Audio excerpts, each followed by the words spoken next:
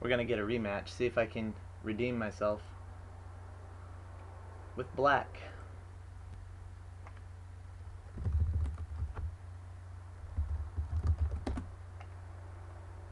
Alright, let's see what she does. Oh, Queen's Gambit. She played just like I do.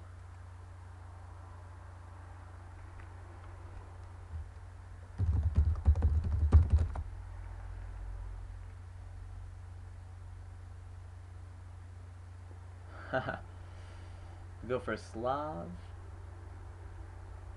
Yeah, I'm gonna go for the semi-Slav. See if she accepts that line.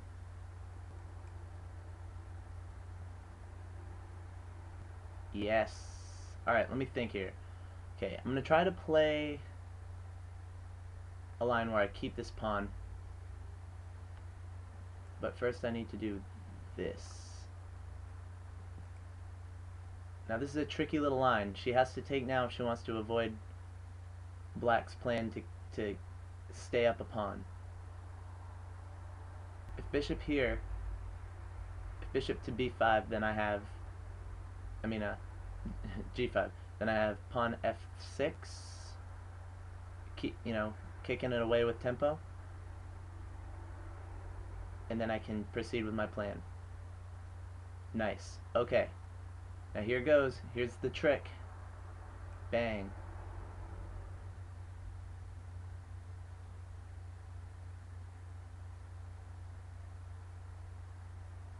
Queen c2, that is a move that Capablanca played. It's nice because it's somewhat non-committal and basically asks black what are you gonna do? But as white, I would have gone for an exchange Slav and just taken the pawn, with the pawn on d file. So up until this point, white's played the way I would have, but now we're entering new waters. Well, new waters for her, not for me. I'm used to this position. I've been hoping to reach it. So now I'm just going to solidify my structure. And now my goal will be, if not to retain the pawn, to advance my queenside pawns. Alright, now the move is this.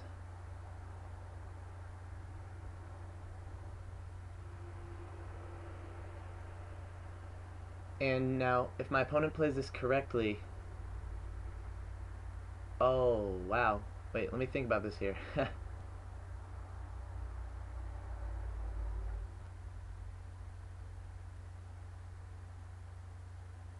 Right, so this bishop here is going to be an incredibly annoying piece for my opponent. Now I'm just trying to think, do I recapture which way? I think this is the... Yeah, obviously like this, because I just realized my rook would be hanging.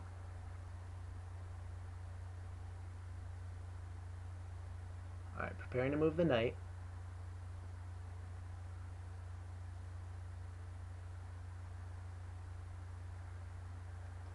We're going to fianchetto now to protect this rook in case some pawn exchanges occur.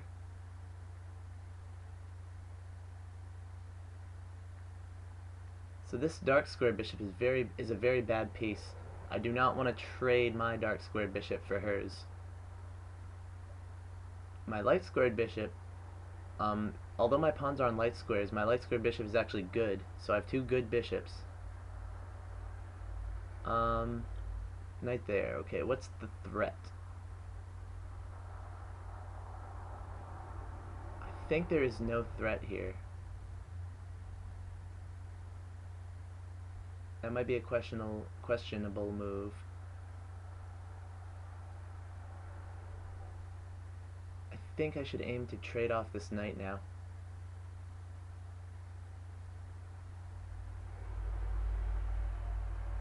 She's wasted 2 tempos to get the knight here. So once again, I think I have the better position out of the opening. I can't be sure, but I think I do. However, it doesn't mean that I'm gonna use it to my advantage, because she seems to be very good at defending as well as attacking. And now finally the knight gets taken. I was hoping that would happen. Alright, so here's where I can think about sacrificing the pawn back.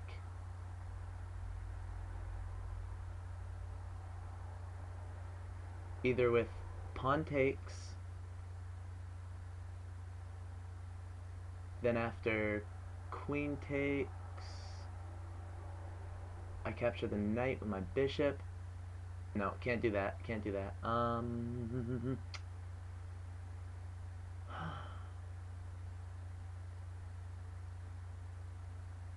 develop my knight. Pawn takes, pawn takes.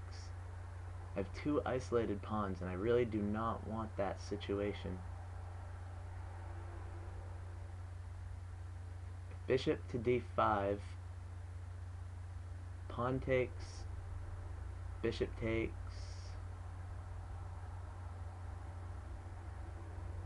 bishop takes, pawn takes. Once again, I've got the isolated pawn, but it's extra, and it's uncontested. It's a passed pawn. That's pretty good.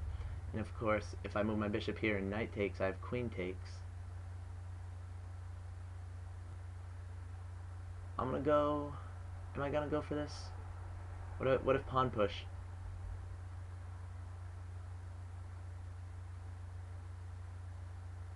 It's looking like I might have to just take.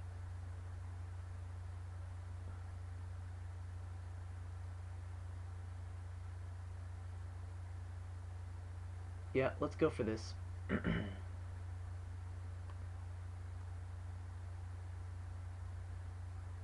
And do I retain my bishop, or do I just take the knight? If I take the knight, bishop takes.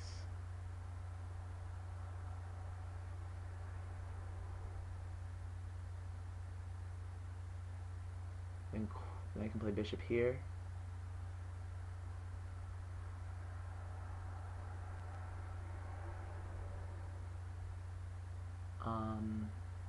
I need to get developed, but my bishop's under attack here.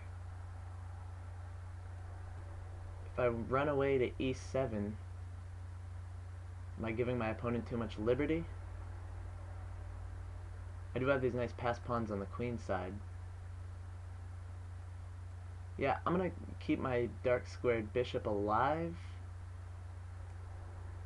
And now, whenever these pieces move, I'm gonna start pushing these pawns. I can start to think about trading off material, going into some kind of an endgame where I'm a pawn up, with two strong pawns on the queen side, two passed pawns connected. 7 specties.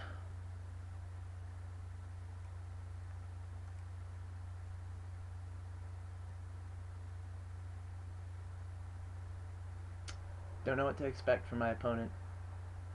Maybe a queen move, rearranging, or actually probably just developing the bishop.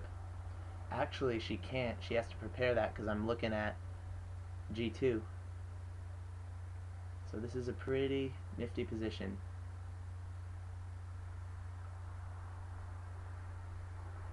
I might want to just move my dark squared bishop and then play my knight to e7, planning to move my knight then to d5. That will solve the problem of this knight.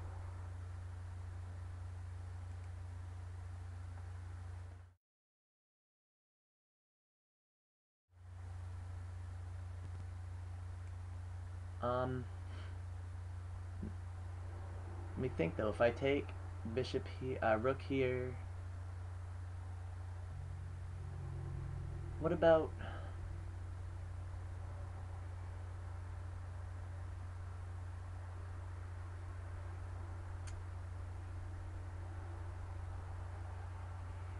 What about a move like this?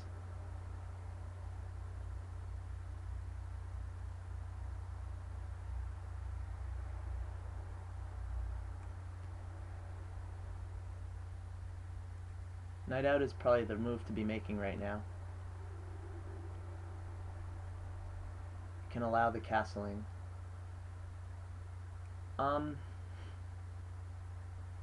But after castles, I'd like to have some kind of an attack.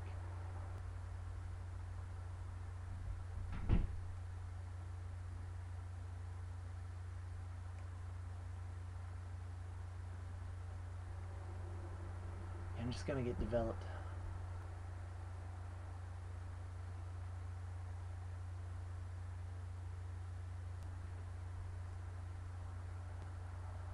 Bishop here. Rook lift. Rook here.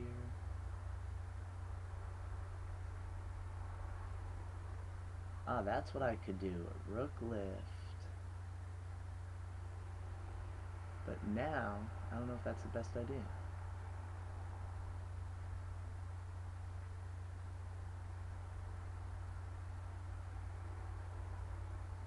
Now I do.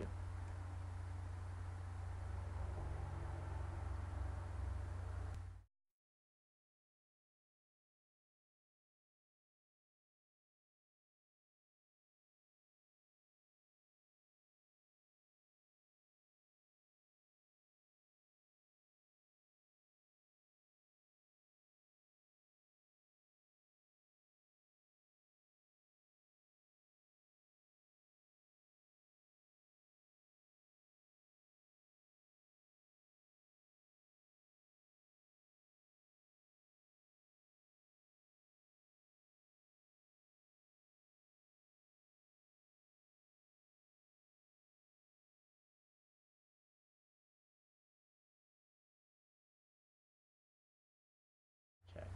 What about this here? This is really good move. Pinning the knight.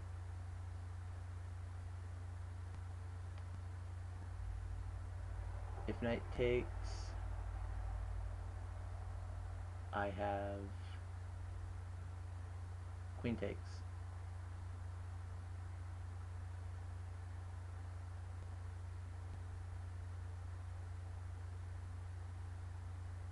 Knight has to take bishop, its only move.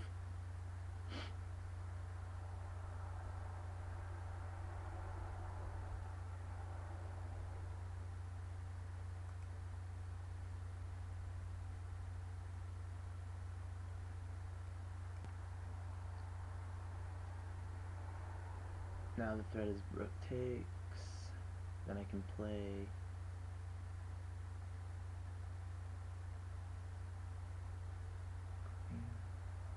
if rook takes, rook has to take as well. No, if rook takes I can attack the queen.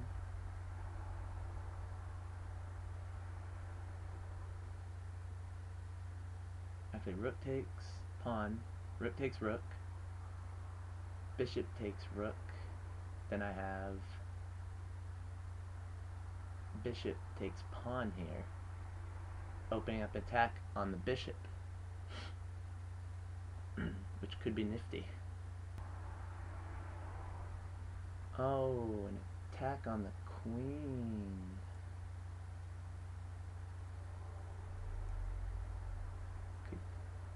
That's a good move. Could threaten mate. And then after queen takes, knight takes. Alright, this looks fine. Playable for black. Down a minute on time. I think queen takes queen is the best move for white. I mean, it's the only move, actually. So now knight takes is the other only move. So now this guy's hanging.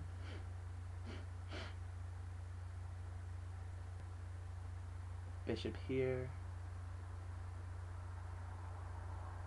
Yeah, that's the move to be making. It's looking bad for Solar.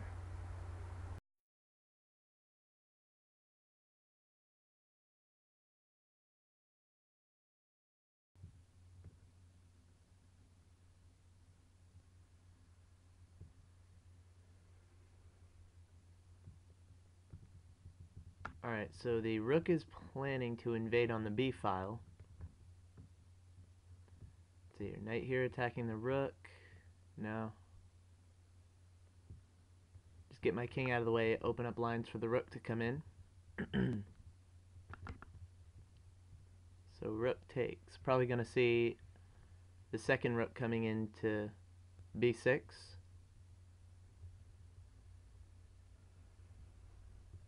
So here, my bishop has nowhere to go. My knight. I think my knight might be good on c3.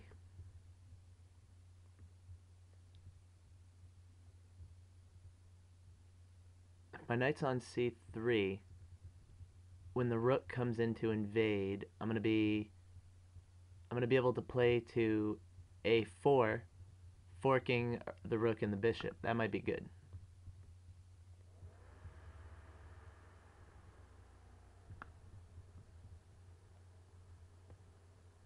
Yeah, so I also have a check with the knight at some point if that if the bishop is gone.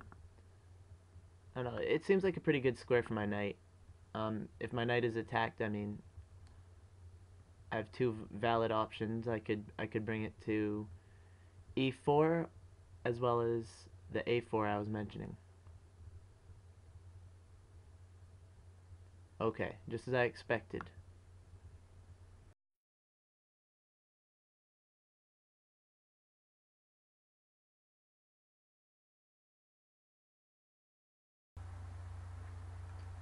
There's still some play left.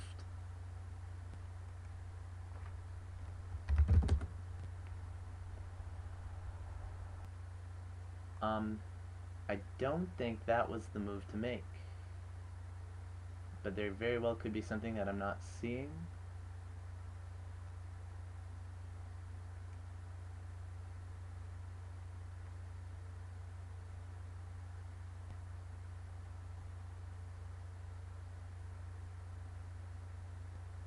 I mean, rook up there didn't avoid my little knight fork on bishop and rook.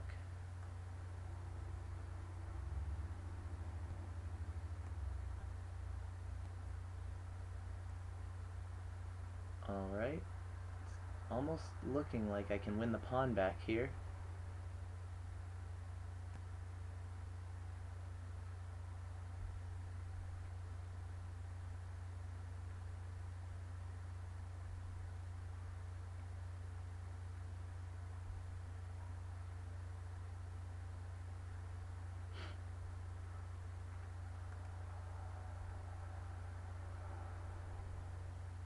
Pretty crazy game. Got the advantage, lost the advantage, and it might appear that this is now somewhat of a draw. Alright, so I do have rook takes pawn still. If bishop check, I have king to e7, so just gonna do it.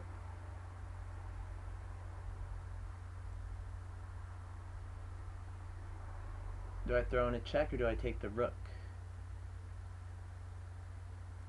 Take the rook.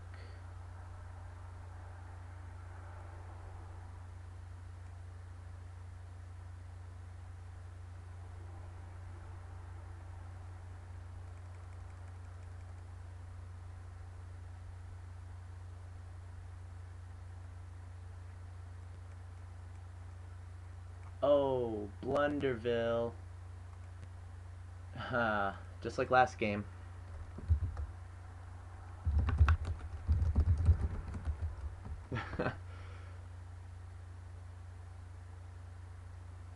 Gotta watch that clock. Once that clock turns red, it's like the adrenaline shoots and then you just make a move, and that's pretty much what happened to me last game.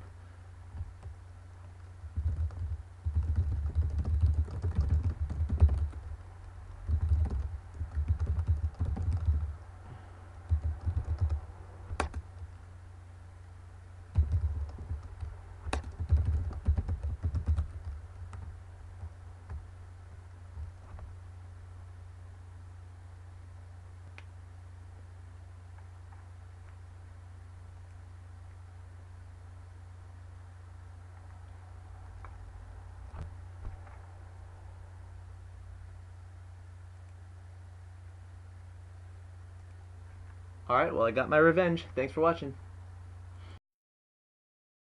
The move to be making. Looking bad for... Anyway.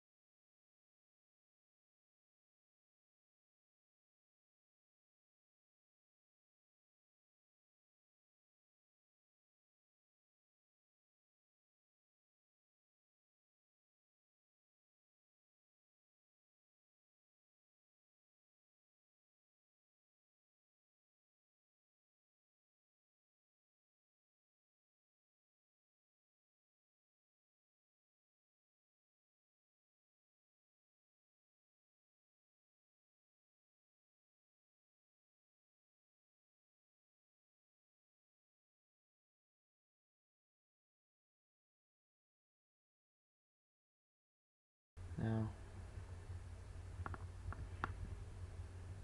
Knight A4. There's still some play left.